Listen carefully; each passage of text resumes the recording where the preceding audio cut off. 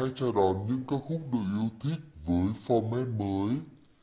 Nơi bạn có thể yêu cầu bài hát yêu thích phát sóng trên PTV.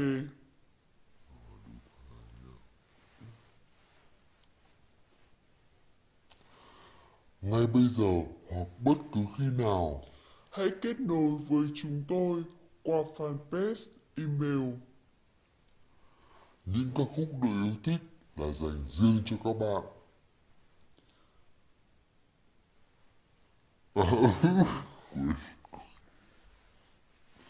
vẫn vẫn là